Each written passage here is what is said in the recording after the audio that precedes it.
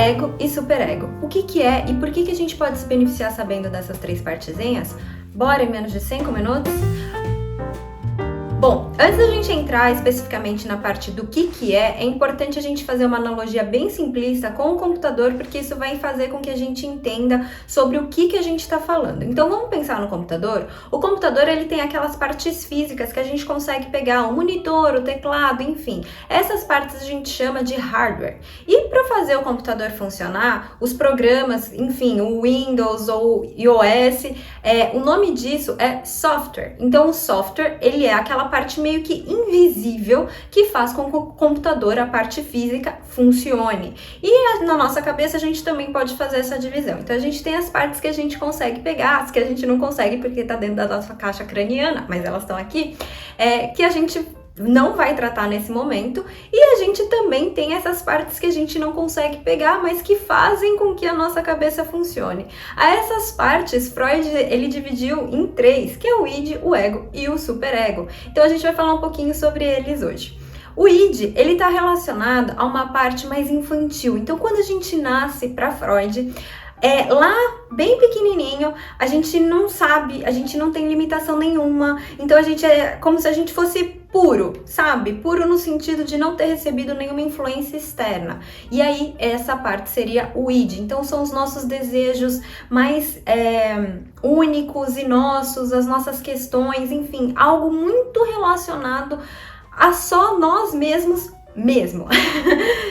Depois a gente tem o superego. O superego é a lei, é aquilo que vem de fora. Então é justamente que traz muito a ideia do pai, da castração, do que você pode ou não pode fazer. Então a criança, quando ela vai colocar o dedo na tomada, vem o pai ou a mãe e fala assim: não, não pode. E aí ela tira o dedo da tomada. É óbvio que a gente precisa desse superego para viver em sociedade. Não tem como a gente viver sem esse superego dentro da sociedade. Além do mais, esse superego também ajuda essa criança não se machucar, não ter alguns problemas mais sérios, porque ela não consegue, né?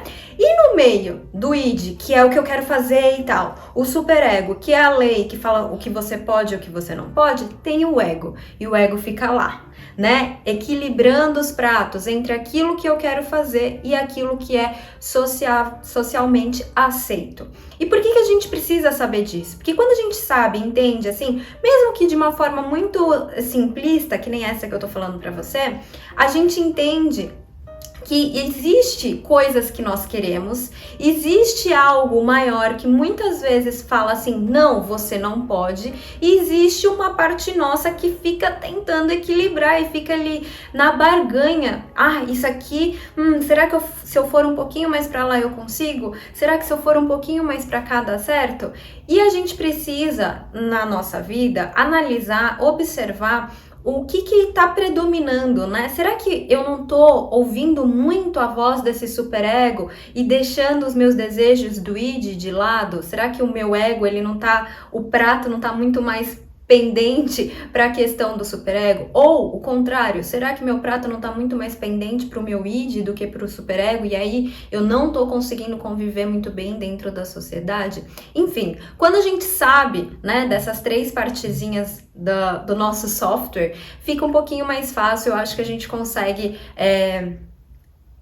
separar, sabe? E aí nessa separação a gente consegue compreender melhor e a gente pode analisar, fazer um pensamento crítico com relação àquilo que a gente está fazendo ou deixando de fazer. Bom, eu espero que você tenha gostado desse vídeo. A gente se encontra numa próxima. Um grande beijo, até mais. Tchau, tchau.